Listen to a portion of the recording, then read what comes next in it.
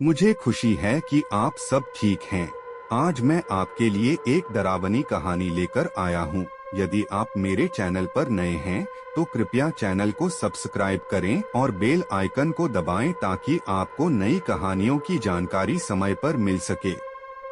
मेरा नाम महेश है, मैं एक ऑटो ड्राइवर हूँ। यह जो कहानी मैं आप लोगों को सुनाने जा रहा हूँ, वो मेरे साथ ही बीती हुई है। मैं सुबह रोज की तरह अपनी ऑटो लेकर घर से निकला। उस दिन पता नहीं क्यों नसीब कुछ अजीब था। सुबह से शाम हो चुकी थी, पर मेरी ऑटो में कोई भी नहीं बैठा था। रात हो चुकी थी, तो मैंने सोचा आज लगता है घर खाली हाथ ही जाना पड़ेगा। मैंने ऑटो चालू किया घर जाने के लिए। तभी पीछे से आवाज आई, ऑटो वाले भैया रोकना। तो मैंने अपना सिर बाहर निकाल कर देखा, वह मेरी तरफ ही भागते हुए आ रहा था। वह मेरे पास आकर बोला, भैया सियान चलोगे? तो मैंने कहा, भैया वो तो दूसरे शहर में है, मैं इतने दूर नहीं जा सकता, और रात में उतने दूर जाना, फिर खाली ऑटो लेकर आना, मैं नहीं जा सकता। उसने कहा, आज मुझे जॉब में बहुत लेट हो गया है, इसलिए मैं बस नहीं पकड़ सका। आप चलो तो डबल पैसे ले लेना, क्योंकि अब मुझे वहाँ जाने के लिए बस नहीं मिलेगी। मैंने सोचा पूरा दिन तो कुछ नहीं हुआ, कम से कम इसे छोड़ देता हूँ तो कुछ पैसे मिल जाएंगे और घर भी खाली हाथ नहीं जाना पड़ेगा। तभी मैंने उससे कहा, ठीक है बैठें, और हम निकल पड़े। मेरे शहर से दूसरे शहर जाने के लिए एक जंगल से होकर जाना होता है। वह जंगल दिन में जितना सुंदर दिखता है, रात में उतना ही डरावना। जंगल के रास्ते पर बहुत सी कम गाड़ियां चल रही थी, क्योंकि रात में उस रास्ते से बहुत कम लोग सफर करते हैं, क्योंकि बहुत से अफवाहों ने उस जंगल के बारे में बहुत कुछ फैला रखा है। हम दोनों अपने बारे में बताकर बातें करते हुए कब जंगल पार करके दूसरे शहर पहुंच गए, पता भी नहीं चला।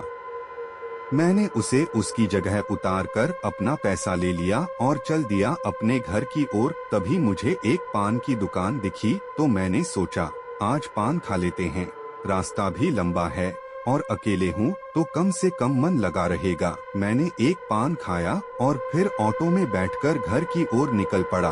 कुछ देर बाद जंगल का रास्ता शुरू हुआ और मैं अपने ही धुन में जा रहा था, क्योंकि उस रास्ते पर मेरे सिवा कोई और नहीं आ रहा था।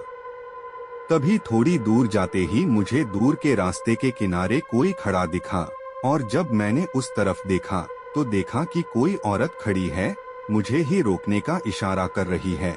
मैं सोचा इतनी रात को यह जंगल में क्या कर रही है, और मैंने सोचा रुककर पूछ लेते हैं, कहीं कोई मदद की जरूरत तो नहीं है। जब मैं ऑटो थोड़ा ज्यादा स्पीड में चला रहा था, तो मैंने जब ब्रेक मारी तो ऑटो कुछ दूर आगे जाकर रुकी। अब वह औरत को ऑटो तक चलकर आना पड़ा। ऑटो के पास आकर उसने कहा, भैया मुझे जरा आगे तक छोड़ देंगे? मैंने कहा, एक बार आपको जाना कहाँ है? तो उसने कहा, बस यही जंगल के आखिर में मेरा रास्ता है। मैंने सोचा अच्छा है, कुछ पैसे मिल जाएंगे। सोचकर मैंने उससे पैसे की बात की, तो उसने कहा, भैया अभी मेरे पास पैसे नहीं हैं, आप मुझे मेरे घर तक छोड़ दो, मैं आपको वहीं पे पैसे दे दूंगी। मैंने कहा, ठीक है आप बैठिए, और वह ऑटो में बैठी।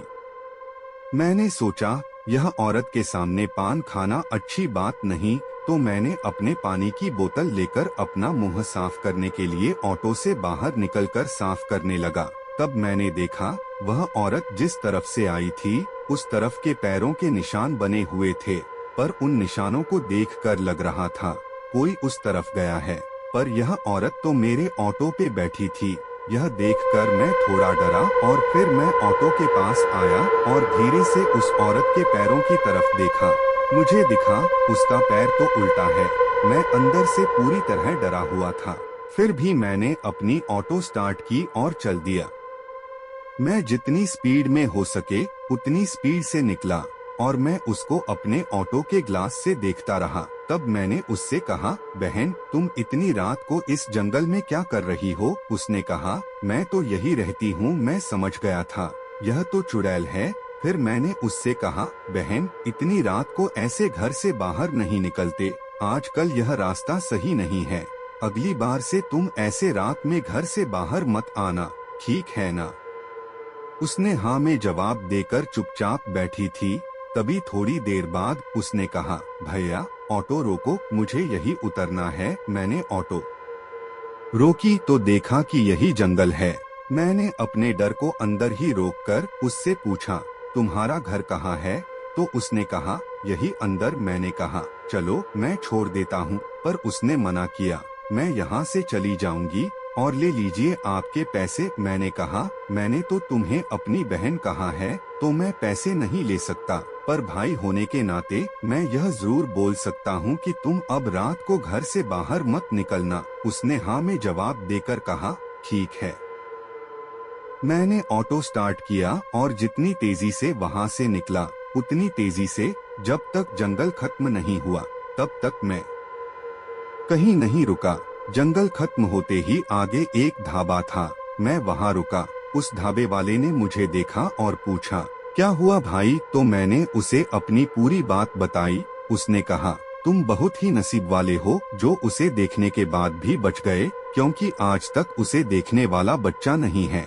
कहते हैं वह यही जंगल में रहती थी। एक दिन रात होने की वजह से घर जाने के लिए किसी की मदद मांग रही थी। तभी कुछ लोग वहां से गुजर रहे थे, तो उन सभी की नीयत खराब हो गई और मदद देने के बहाने उसके साथ गलत काम कर उसको वहीं जंगल में मारकर भाग गए।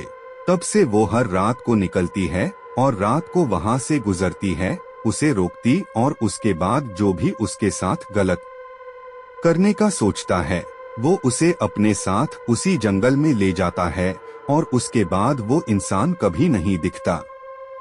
मैं आपका दोस्त हूं और आपके लिए हमेशा डरावनी कहानियां लाता रहूंगा। कृपया मेरे वीडियो को लाइक, शेयर और सब्सक्राइब जरूर करें।